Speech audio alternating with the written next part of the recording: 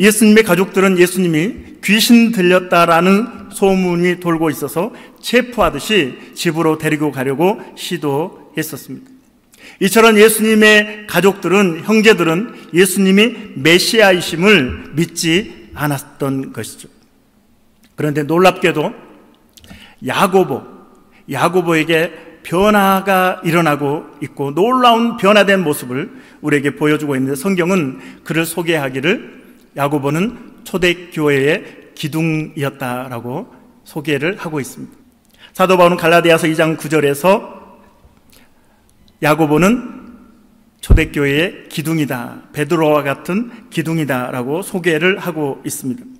뿐만 아니라 사도행전 15장에 보면 이제 이방인들을 이렇게 전도하다 보니까 이방인들도 할례를 받거나 또 율법을 지켜야 되는 것은 아닌가, 이 논쟁이 아주 크게 일어나게 되었습니다. 그래서 예루살렘 총회에 사도들과 장로들이 모여서 회의를 합니다. 이방인들에게 율법을 지키게 할 것인가, 할례를 받게 할 것인가. 그때에 그 총회의, 예루살렘 총회의 의장으로서 그 의견을 조율하고 선포한 사람이 누굴까요? 예수님의 동생 야고보가 예루살렘 총회, 사도들이 있고 장로들이 있는 그 모임 총회에서 의장 자격으로 의견을 조율하고 선포하고 있는데, 바로 예수님의 동생 야고보라는 거예요. 이 정도면 놀랍지 않습니까? 놀라운 변화가 일어난 거죠. 예수님을 그저 자신의 육신의 형으로 알고 정신 나간 사람으로, 세상에서 성공하고자 했던 사람으로 치부했던 이 야고보가 변화된 것입니다. 왜 이런 일이 일어났을까요? 고린도전서 15장 4절로 8절 같이 읽겠습니다. 4절.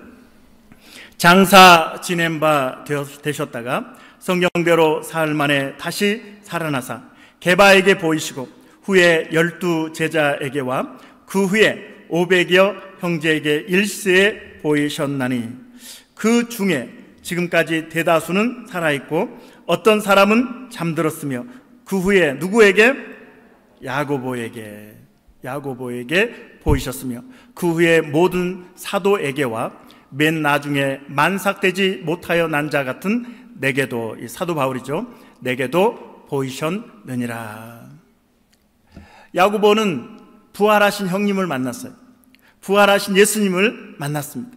비로소 그때 이 야고보는, 내 형이 그저 육신의 형이 아니라 하나님이 보내신, 약속하셨던 그 메시아 구원자이시구나 라는 사실을 그는 깨닫게 되었던 것이죠. 여러분은 예수님을 구원자로 믿으십니까? 신약 성경을 보면 야고보서가 있습니다. 예수님의 동생 야고보가 야고보서를 기록했습니다. 놀라운 일이죠. 이 사람이 180도 바뀐 것이죠. 그리고 야고보서는 행함을 강조하고 있습니다. 어떤 심정으로 야고보서를 기록하고 있을까요? 그는 아마 이렇게 고백을 하고 있을지 모르겠습니다. 저는 예수님과 한 집에서 자라났습니다. 예수님과 함께 먹고 마시고 잠자고 함께 놀았습니다. 예수님과 물놀이도 같이 하고 아버지인 요셉을 도와서 목수 일도 함께 했습니다.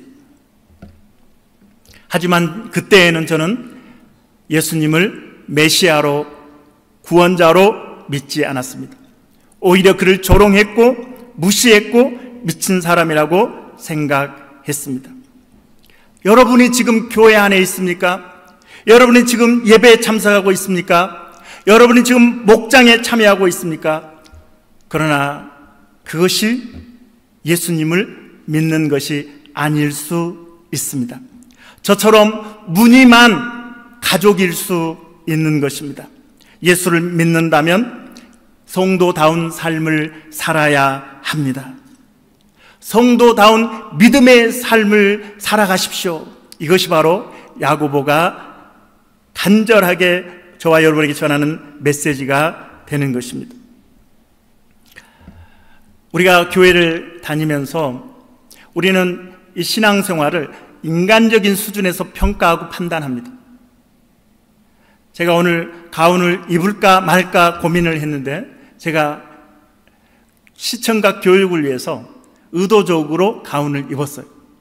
우리가 신앙생활 하면서 너무 인간적인 차원에서만 생각에 머물고 제가 시험 들었어요, 누구에게, 집사에게 시험 들었어요, 장로에게 시험 들었어요, 목사에게 시험 들었어요, 교회가 이래요 저래요, 인간적인 수준에서 야고보처럼 우리 형은 나하고 먹고 놀고 물놀이하고 같이 자라난 사람으로 인간적인 수준에서만 그렇게 생각을 하기 때문에 너무나 중요한 하늘의 차원을 잃어버리고 살았던 것이죠. 야고보는 너무나 친숙한 형이기 때문에 메시아인 것을 놓칠 뻔했습니다. 우리가 교회를 다니면서 우리의 신앙생활 중에 너무 인간적인 수준에서 내 시야로만, 좁은 시야로만 사람들을 보고 교회 생활을 하다 보면 너무나 많은 영적인 것들, 너무나 소중한 것들, 영원한 것들, 하나님의 축복을, 하늘의 복을 놓쳐버리고 내 영혼이 병들어 시험 들었다고 하다가 교회를 떠나게 된다라고 하는 것입니다. 사랑하는 여러분은 영안이 열려서 우리가 지금 하늘의 차원의 모임을 갖고 있다. 하나님이 이곳에 임재하셨고 하나님이 말씀하시고 하나님이 우리를 이끌어 가신다라고 하는 이 놀라운 하나님의 복을 여러분 깨닫게 되시기를 주님의 이름으로 축원합니다. 두 번째로 소개할 인물은 베드로입니다. 베드로는 우리가 잘 아는 사람이기 때문에 간단하게 말씀을 드리겠습니다. 그는 예수님의 제자로서 3년 동안 예수님과 동거동락했습니다. 예수님께서 제자들에게 내가 이제 예루살렘에 들어가면 대제사장들과 장로들에게 붙잡혀서 고난을 받고 내가 죽어야 하리라 라고 말씀하셨습니다. 그때 베드로가 예수님 앞을 가로막고 예수님, 그런 일이 일어나지 않을 것입니다. 제가 예수님을 지켜내겠습니다. 다른 모든 사람들이 다 예수님을 버려도 저는 예수님을 버리지 않겠습니다. 호언장담을 했습니다. 어떻게 됐습니까? 예수님께서 붙잡히시던 그 밤 제자들이 다 도망쳤고 베드로는 예수님을 3번이나 부인했습니다. 3번째에는 예수님을 저주하면서까지 부인했습니다. 그가 달라졌다는 것이죠. 그리고 그는 변화된 모습을 우리에게 제대로 보여주는데 예수님의 부활을 증거하다가 붙잡혀서 옥에 갇혔을 때 우리에게 어떤 모습을 보여줍니까? 그 당시에는 예수님이 십자가에 달려 죽은 후 분위기가 험악하죠. 예수를 따르는 자들 모두 두려움에 빠져 있을 때입니다. 더구나 예수님의 제자였던 야고보는 순교한 직후였고 이제 다음 제거 대상이 베드로였습니다. 죽음의 공포가 감돌던 그때 감옥에 갇혀 이제 내일이면 그는 죽임을 당해야 할 베드로. 그런데 우리에게 어떤 모습을 보여줍니까? 사도행전 12장 6절로 7절 같이 읽겠습니다. 6절, 헤롯이 잡아내려고 하는 그 전날 밤에 베드로가 두 군인 틈에서 두 쇠사슬에 매여 누워 자는데 바스꾼들이 문 밖에서 옥을 지키더니 호련히 주의 사자가 나타내며 옥중에 광채가 빛나며 또 베드로의 어떻게 해요? 옆구리를 쳐 깨워 이르되 급히 일어나라 하니 쇠사슬이 그 손에서 벗어지더라. 아멘. 다음 날 죽임당할 사형수가 깊이 잠이 들어가지고 천사가 옆구리를 발로 차서 발로 찼다는 말은 없지만 어쨌든 천사가 깨워요. 일어나, 베드로 일어나. 다음날 사형당할 사람이 이렇게 편안하게 천하태평하게 잠을 잘 수 있을까요? 여러분이라면 어떨까요? 내일 죽어요. 내일 죽는 것이 분명해요. 오늘 편안하게 잠 잘 수 있으신가요? 그런데 베드로는 지금 천하태평하게 잠을 자고 있습니다. 어떻게 이런 일이 있을 수 있을까요? 이제 그는 부활하신 예수님을 만났기 때문에 그렇습니다. 할렐루야. 사도행전 5장 40절로 41절에도 보면 이렇게 말씀하고 있습니다. 그들이 옳게 여겨 사도들을 불러들여 채찍질하며 예수의 이름으로 말하는 것을 금하고 놓으니 사도들은 그 이름을 위하여 능욕받는 일에 합당한 자로 어떻게 해요? 여기심을 기뻐하면서 채찍질에 맞으면서도 기뻐하고 있습니다. 기뻐하면서 공의 앞을 떠나니라. 예수님 붙잡히실 때는 도망쳤고 예수님을 부인했던 베드로가 이제는 채찍질을 당해도 당연하게 여기고 기쁘게 받아들이고 있습니다. 죽임을 당하는 것이 당연한 전날 밤에도 그는 평안하게 잠을 자고 있습니다. 예수님이 부활하셨고 나도 부활할 것을 믿는 베드로는 죽음이 두렵지 않았습니다. 바로 이 변화는 예수님의 부활을 통해서 이루어진 것입니다. 할렐루야. 여러분은 어떻습니까?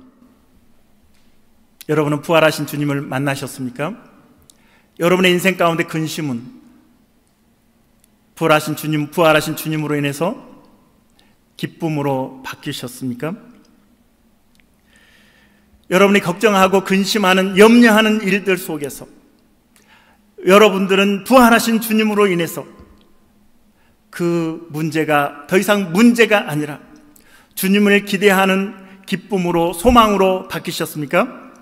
이런 변화가 있어지기를 주님의 이름으로 축원합니다. 여러분, 인간적으로 우리는 신앙생활을 할 수 없습니다. 저는 수없이 장담했던 수많은 사람들이 예수님을 떠나는 모습을 많이 지켜봤습니다. 베드로처럼 제가 다른 사람 다 버려도 예수님을 지켜드리겠습니다.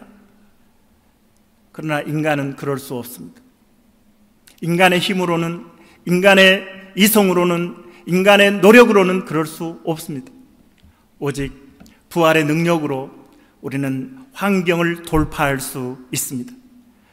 부활하신 주님과 함께 여러분의 지금 앞이 막혀있고 옆이 막혀있고 뒤가 막혀있는, 사방이 가로막혀있는 이 환경을 돌파하는 은혜가 있어지기를 주님의 이름으로 축원합니다. 세 번째로 소개할 인물이 바로 바울입니다. 우리가 잘 알듯이 바울은 사울이었을 때 교회를 박해했던 인물입니다. 예수 믿는 사람들을 박해하는, 잡아서 가두고 또는 죽이는 일까지 앞장섰던 사람이 바로 사울입니다. 스데반 집사가 순교할 때 그 일의 책임자가 사울입니다. 훗날에 사울은 이렇게 간증을 하고 있습니다.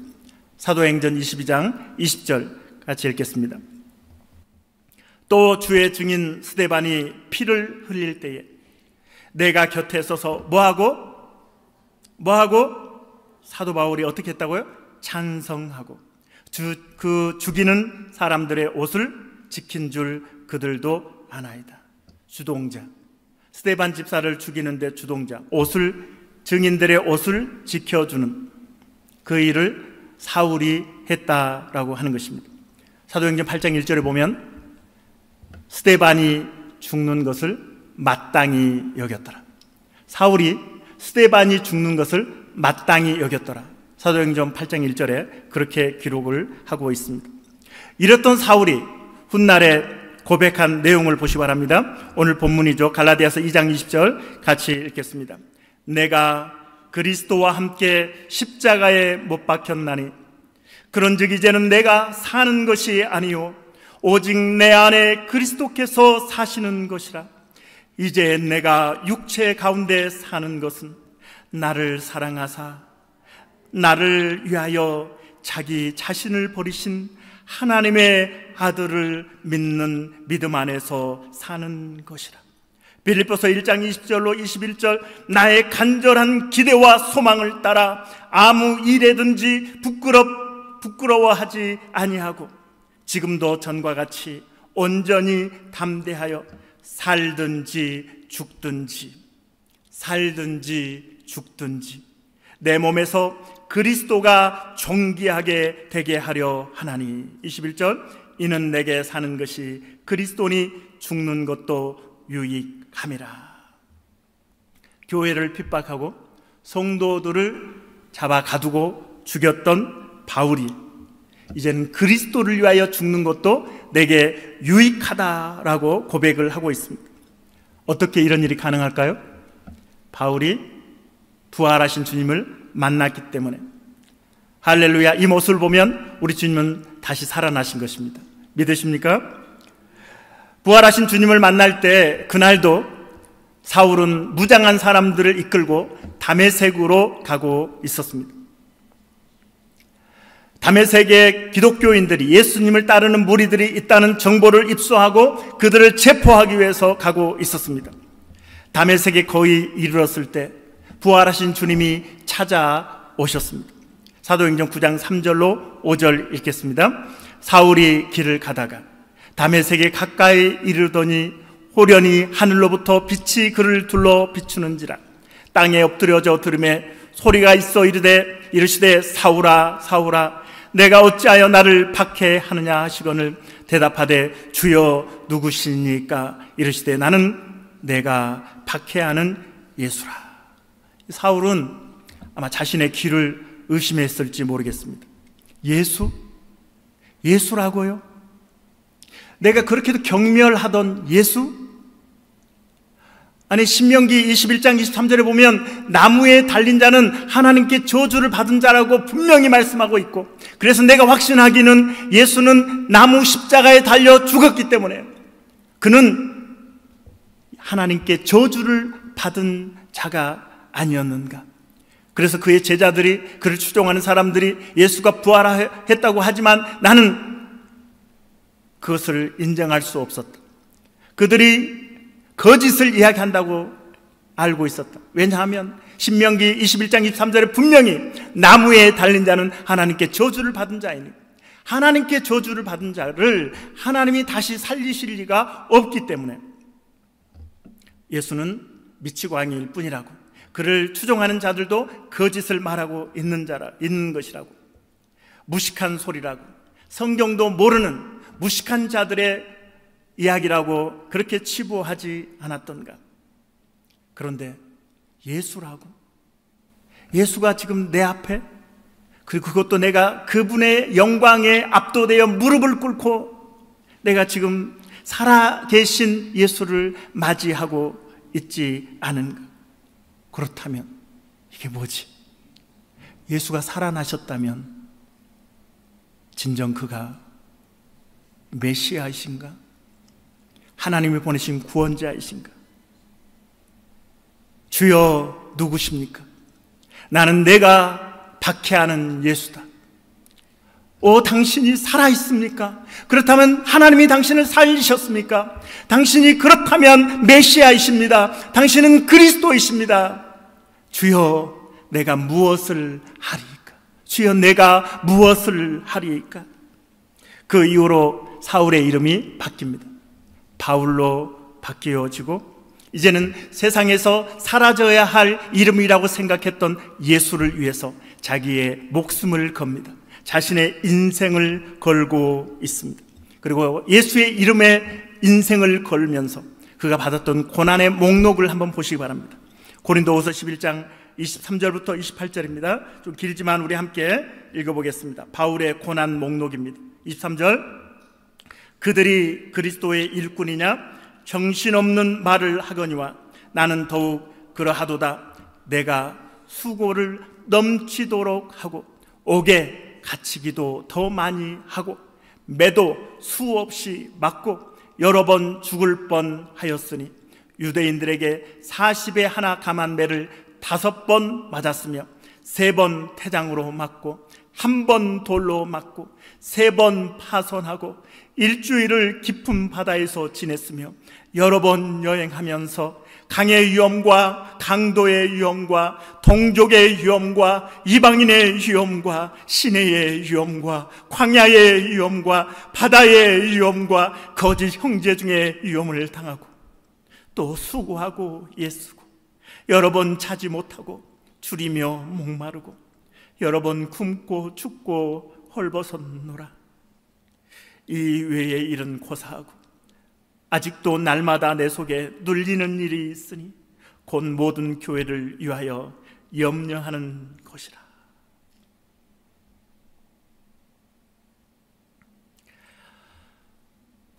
저절로 고개가 숙여지지 않습니까? 예수의 이름에 목숨을 건 사람, 예수의 이름에 인생을 건 사람, 어떠한 고난과 어떠한 어려움도 그를 꺾을 수 없었고, 예수가 살아계시니, 다시 사신 예수를 만났으니 그의 인생을 걸고 목숨을 걸고 다시 일어서고, 죽을 고비를 넘기면서도 다시 일어서서 교회를 세우고, 교회를 걱정하고, 교회를 위해 기도하고, 교회를 위해 헌신하는 이 사람,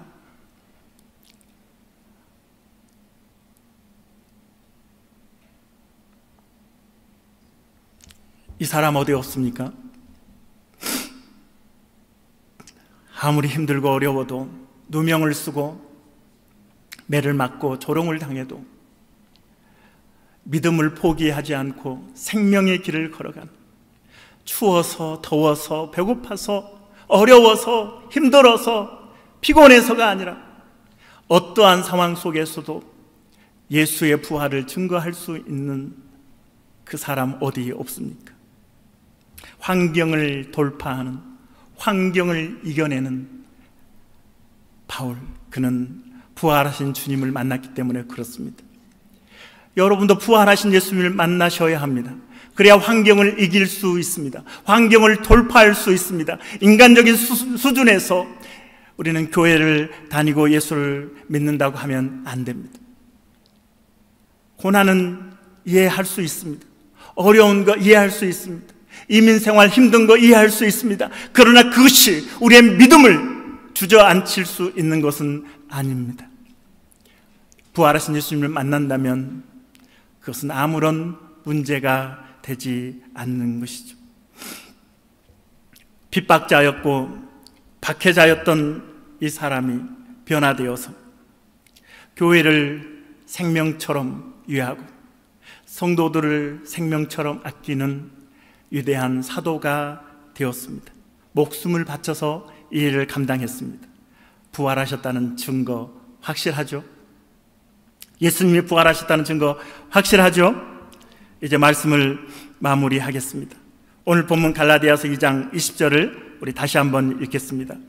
내가 그리스도와 함께 십자가에 못 박혔나니 그런즉 이제는 내가 사는 것이 아니요 오직 내 안에 그리스도께서 사시는 것이라. 이제 내가 육체 가운데 사는 것은 나를 사랑하사 나를 위하여 자기 자신을 버리신 하나님의 아들을 믿는 믿음 안에서 사는 것이라. 우리를 위해 목숨을 내어주신 예수 그리스도, 그분을 있기에, 그분이 다시 살아나셨기에 사도 바울의 삶이 변화되었습니다. 이 말씀은 전반부 고백과 후반부 고백으로 나뉠 수 있는데, 전반부는 내가 그리스도와 함께 십자가에 못 박혔나니 그런즉 이제는 내가 사는 것이 아니요 오직 내 안에 그리스도께서 사시는 것이라.